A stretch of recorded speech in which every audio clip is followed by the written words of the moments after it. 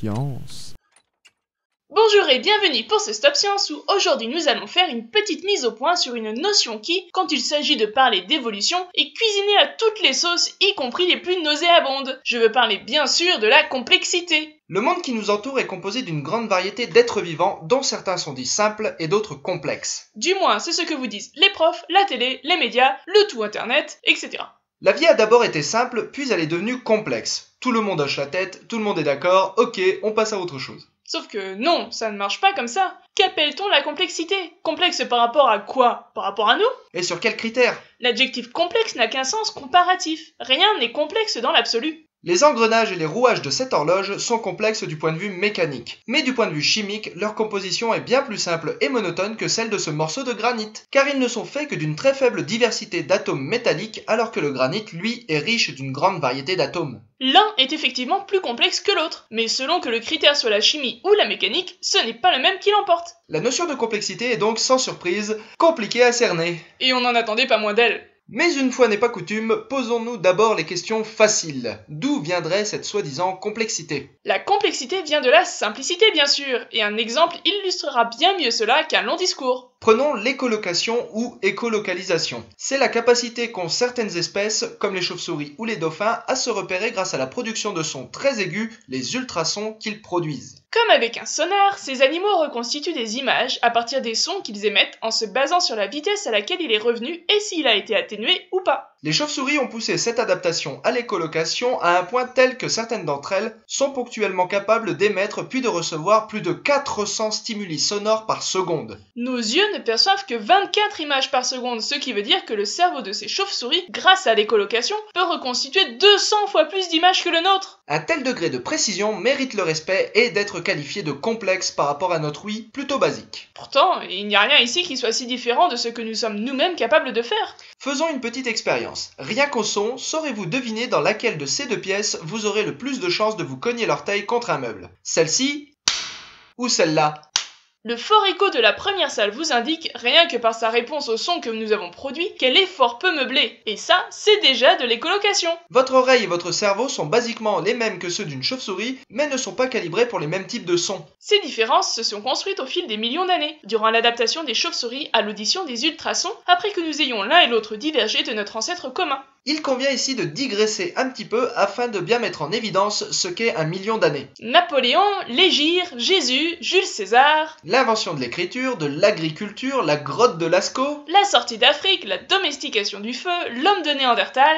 Tout cela vous semble bien loin, n'est-ce pas? Eh bien pourtant, figurez-vous que cela s'est passé il y a moins d'1 million d'années, beaucoup moins qu'1 million d'années. En fait, tout cela tient aisément dans moins d'un demi-million d'années. Le million d'années est une mesure d'une grandeur colossale qu'il est difficile d'appréhender. Laissez-nous vous guider à travers un petit calcul très simple qui vous aidera à vous le représenter. Admettons que la durée d'une vie humaine soit de 100 ans. C'est pas vrai, mais ça rend les calculs plus simples. En vivant 100 vies de 100 ans chacune, pensez-vous atteindre 1 million d'années? La réponse est non. En vivant 100 fois 100 ans, vous ne vivrez que 10 000 ans, c'est-à-dire seulement un tout petit pourcent d'1 million d'années. En fait, il vous faudrait vivre 100 fois 100 vies de 100 ans chacune pour commencer à voir poindre à l'horizon le jour de votre millionième anniversaire. 100 fois 100 vies de 100 ans et vous n'en seriez qu'au premier jour de votre premier million d'années. Heureusement, on n'attend pas la fin de notre vie pour nous reproduire. Admettons donc qu'on ne prenne pas 100 ans comme unité de mesure, mais 20 ans, c'est-à-dire le temps approximatif d'une génération. Une génération tous les 20 ans, c'est un peu sous-estimé, car comme chacun s'en doute bien, nos ancêtres n'avaient certainement pas autant de patience. En 100 ans, il y a donc 5 générations qui se succèdent, ce qui représente 50 000 générations en 1 million d'années.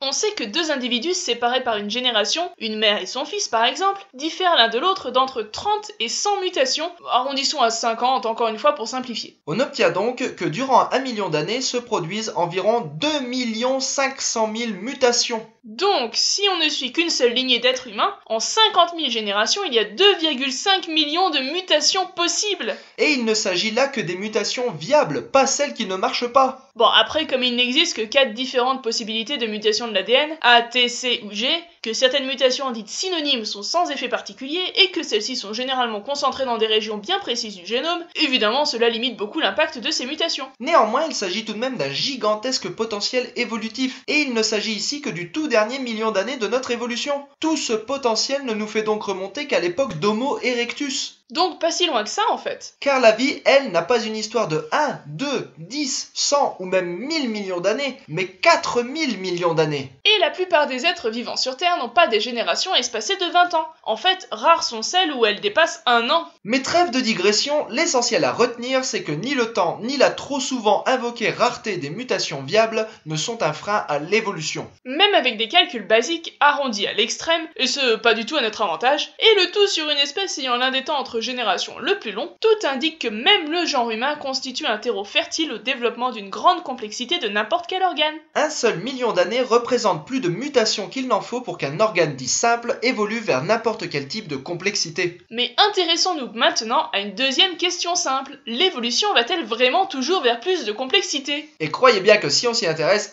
c'est qu'il y a de quoi se poser la question. Car si tel est le cas, alors on devrait voir émerger une vérité simple et parfaitement observable. Lors de chaque extinction qui a eu lieu par le passé, les organismes les plus simples ont dû s'éteindre en faveur des organismes les plus complexes. Mais franchement, qui osera dire que le biotope d'Ediacara était moins complexe que celui de Burgess? Qui aura l'audace de déclarer que Anomalocaris est moins complexe qu'un requin? Qui se paiera le culot de vouloir me faire croire que Tyrannosaurus Rex était moins complexe qu'une poule? Si on prend le cas particulier des extinctions de masse, cela devient tout à fait éloquent. On a trop tendance à vouloir simplifier une extinction de masse à seulement 3 étapes. Existence d'un écosystème primitif, extinction, puis développement d'un nouvel écosystème moins primitif. Mais ce qui se passe lors d'une grande crise biologique n'est pas si simple que ça. En réalité, tout part d'un biotope très diversifié, à l'aise dans son environnement. Mais les conditions de cet environnement changent et sont perturbées par un événement plus ou moins rapide à l'échelle des temps géologiques. On vous renvoie à notre petite digression sur la valeur d'1 million d'années. Sa zone de confort perturbée, ce biotope finit par disparaître. Mais l'installation d'un nouveau biotope passera par plusieurs étapes. D'abord, l'apparition ou la prolifération d'espèces dites opportunistes, des profiteurs de crise en quelque sorte, qui adorent les biotopes perturbés. Vous vous demandez à quoi ces espèces peuvent bien ressembler? Comment c'est possible de surkiffer les crises? Eh bien, constatez par vous-même que nous sommes de plein pied dans une 6e grande crise d'extinction. Et quelles sont les espèces qui prolifèrent? Les rats, les souris, les chats, les tortues de Floride, les frelons asiatiques, les méduses et nous. Les espèces ne se rendent pas compte de ce qu'elles font. Elles le font et c'est tout, nous y compris. Ces opportunistes de crise peuvent coexister avec plus ou moins de survivants. Va suivre ensuite une période dite de radiation adaptative où ce qui reste d'espèces en vie se rediversifie et donne naissance à de nouvelles espèces. En effet, lors de la crise, des places occupées et verrouillées jusqu'alors par des espèces hyper spécialisées se sont ouvertes à la concurrence et peuvent désormais être conquises par de nouveaux candidats. Les opportunistes, pour la plupart, s'éteignent. La phase de radiation peut durer très longtemps et voir se succéder de nombreuses espèces qui vont apparaître, croître et disparaître très vite jusqu'à ce qu'un nouveau biotope stable se mette en place. Les espèces se respécialisent, les écosystèmes se reverrouillent, la course aux armements reprend de plus belle. Maintenant, vous avez une image un peu plus complète de ce qui se passe durant une crise. Et si vous trouviez cela trop simple, considérez le fait qu'il faut prendre en compte l'existence de ce qu'on appelle les lignées fantômes, c'est-à-dire l'existence des ancêtres de certaines espèces appartenant au nouveau biotope stable, dont on sait qu'elles ne sont pas sorties de nulle part, mais dont on n'a pas encore retrouvé d'ancêtres fossiles. Il faut bien admettre que de telles espèces ont préexisté à la crise et l'ont traversée, même si on ne sait ni où ni comment. Voilà, là vous avez tout le tableau. Et même une fois le biotope stabilisé, n'allez pas croire qu'il ne se passe plus rien. Il s'agit d'un équilibre dynamique, un système au bord du chaos.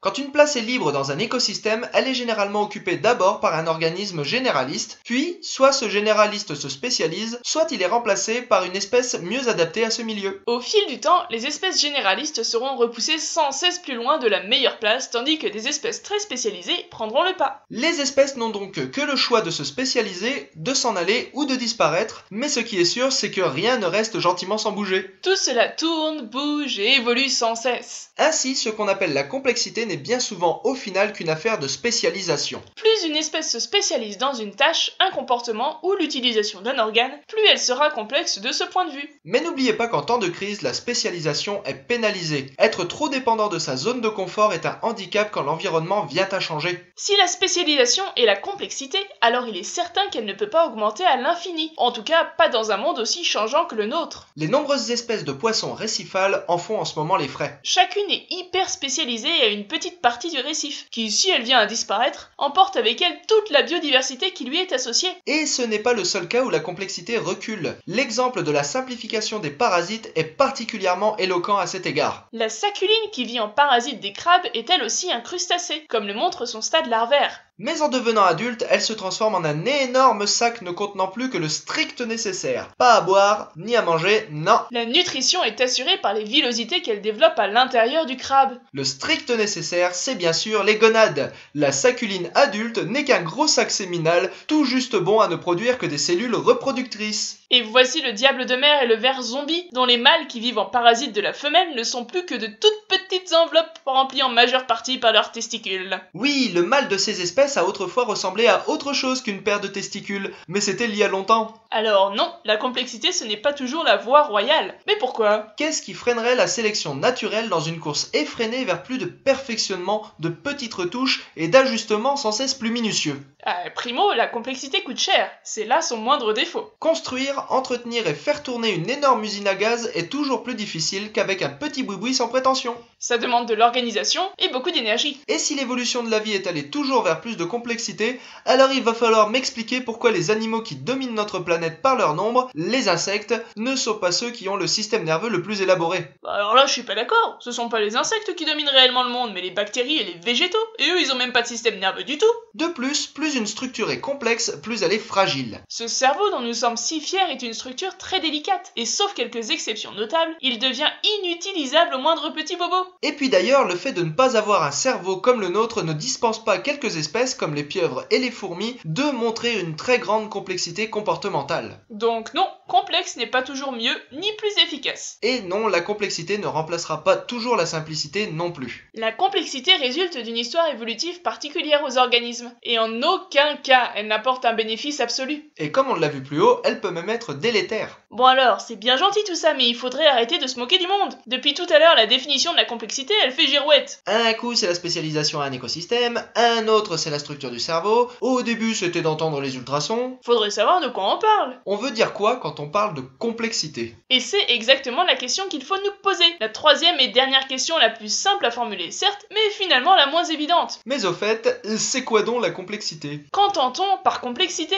Existe-t-il une mesure objective de cette complexité? En d'autres termes, est-il possible de pointer du doigt un attribut des espèces permettant de dire à coup sûr et sans critique possible que telle espèce est plus complexe que telle autre? Peut-on réellement classer par ordre de complexité sans être arbitraire? La possession d'un cerveau? Non, on vient d'en parler, et en plus prendre juste un organe, ça veut rien dire. Il ne nous viendrait pas à l'esprit de nous comparer à une cigale à la lumière de la bête charnière de notre coude quand on voit la brillante complexité de l'engrenage des pattes de la cigale bossue. Non, t'as raison, ouais, le cerveau tout seul ça marche pas. Bon en comptant le nombre de nos cellules. Pourquoi pas, mais personnellement, la machinerie cellulaire d'un organisme dont une seule cellule est capable de faire la même chose que toutes les milliards de cellules de notre corps réunies, ça m'inspire plus de respect que de pitié.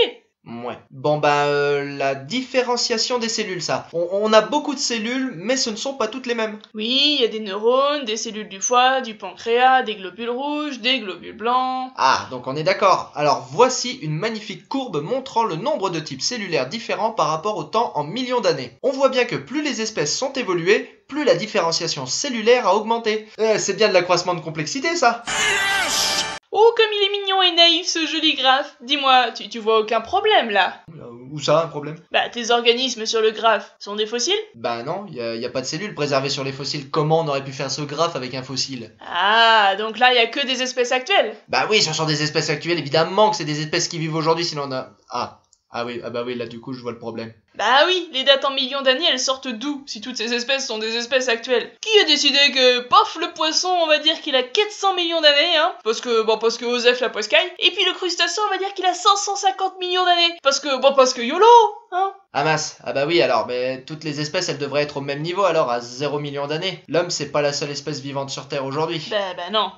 Ah mais non, je sais. En fait, ce sont les âges de divergence, l'époque à laquelle leur lignée à eux se sont séparés de notre lignée à nous. Donc en fait, c'est bon, en fait, ça marche. Mais non, ça marche pas. Regarde, si ça avait été une éponge qui avait fait ce graphe, alors elle se serait mise où, à ton avis? Bah à droite de l'image, parce que c'est elle qui a fait l'image. Alors forcément, elle va pas faire comme si elle était moins évoluée, hein? Et puis elle aurait dit, la date à laquelle les lignées menant à l'éponge et à l'homme se sont séparées, c'est 600 millions d'années, alors hop, voilà. Ah ouais, je vois. Et alors du coup, elle en aurait brillamment et scientifiquement conclu que la complexité a diminué au fil de l'évolution. Donc maintenant tu vois, tout ce graphe transpire un raisonnement nauséabond du genre il y a des espèces plus évoluées que d'autres, tout ça. Là on est en plein dedans. Tout part du fait que c'est un humain qui a fait ce graphe et qu'en tant qu'humain, il s'est d'emblée attribué la bonne place. Bon bah, je me décourage pas et je lance compter le nombre de gènes. Bien essayé, mais la Daphnie ou puce d'eau possède 31 000 gènes, soit presque 10 000 de plus qu'Homo sapiens. Alors, prends ce deck, taille du génome dans les dents. Tu pourrais pas être plus à côté de la plaque. C'est en fait une amibe, un petit être unicellulaire qui possède le plus grand génome du monde, avec 670 milliards de paires de bases. Chez les plantes, on a la Paris japonica, et c'est 150 milliards de paires de bases, et l'homme, lui, avec seulement 3 milliards de paires de bases. Bah là, je suis déçu quand même, là, je pensais qu'on était un peu plus complexe que ça, quoi. Ouais, mais bon, en même temps, comme on l'a dit tout à l'heure, plus complexe, c'est pas forcément mieux. Regarde, dans notre génome, il y a plein de gènes de bactéries, notamment ceux venant de nos mitochondries. Il y en a qui viennent de virus, comme celui de la syncytine de notre placenta, et il y en a même de plantes. Beaucoup d'autres gènes ne sont que des copies d'autres gènes, et c'est sans compter qu'une immense majorité de notre ADN, jusqu'à preuve du contraire, ne servirait à rien. Ah, alors on a moins d'ADN qui sert à rien. Je savais qu'on était les plus évolués.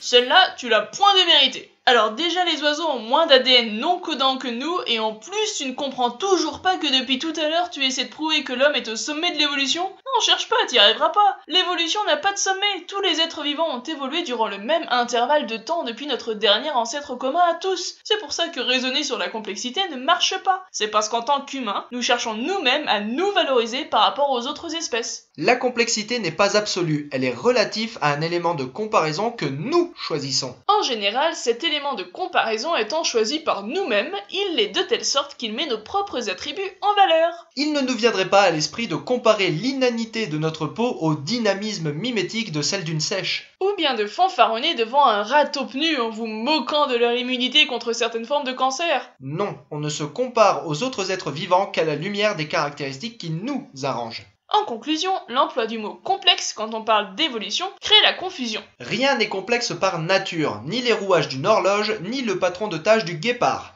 Qui d'ailleurs est le résultat d'un mécanisme morphogénétique étonnamment simple en réalité. Mais on vous explique ça dans une autre vidéo. Chacun peut avoir dans la tête une définition différente de la notion de complexité. Alors que vous soyez citoyen, enseignant ou journaliste, plutôt que d'employer le mot complexe quand il vous vient à l'esprit, essayez donc plutôt de le remplacer par la véritable définition qui se cache derrière. Le cerveau humain est plus complexe que celui des autres animaux? Non, expliquez complètement ce que vous voulez dire. Le fonctionnement du cerveau humain fait intervenir plus de connexions et de neurones que chez les autres animaux. L'homme est plus complexe qu'une bactérie? Non, le corps humain est fait d'un plus grand nombre de cellules et d'une plus grande diversité de types cellulaires qui nécessitent une coordination par un système nerveux. Ok, nous sommes plus complexes de ce point de vue-là, mais au moins cela n'implique pas que tout notre être serait au sommet d'une hiérarchie de la complexité. Vous verrez que ça mettra vos pensées au clair, dans votre propre tête comme dans celle de ceux à qui vous vous adressez. Et en plus, vous ne pouvez pas vous tromper. Et l'avantage, c'est que si vous tombez sur quelqu'un qui abuse un peu trop de la notion de complexité, vous pourrez lui demander de préciser le fond de sa pensée. Et peut-être alors vous vous rendrez compte qu'il n'a aucune idée de ce dont il parle. Expliquez la définition que cache votre emploi du mot complexe. Mettez des mots sur ce que vous voulez dire plutôt que d'employer des formules toutes faites comme plus évolué ou plus perfectionné. Et vous verrez que très rapidement, vous n'emploierez plus jamais ces mots car ils sont vides de sens. Car si vous êtes du genre à affirmer qu'il y a des espèces plus évoluées que d'autres, alors vous serez certainement d'accord avec l'idée que les espèces vivantes aujourd'hui ont évolué pendant plus de temps que n'importe quelle espèce fossile. Normal, puisqu'elles se sont éteintes, elles ont arrêté d'évoluer, logique. Et dans ce cas, il vous faudra bien admettre qu'une bactérie actuelle est plus évoluée qu'un Tyrannosaurus Rex. C'est important les définitions, n'oubliez jamais de les formuler à haute voix. Il y a un autre truc qu'il va falloir qu'on explique un jour, c'est la définition du mot ancêtre. Hein. Non mais attends, regarde ça, dans cet article, il parle de nos ancêtres, les dinosaures. Non mais ils sont sérieux là? Alors à ce jeu-là, moi dans ce cas, je peux dire que Louis XIV est mon ancêtre, hein. Et puis dorénavant, j'exige qu'on m'appelle Votre Majesté. Eh ben, Votre Majesté ferait bien de se renseigner sur ce que veut dire le mot ancêtre alors. Ah bah oui, t'as raison, je vais aller chercher sur internet. Commence plutôt par ouvrir un dictionnaire, et banane.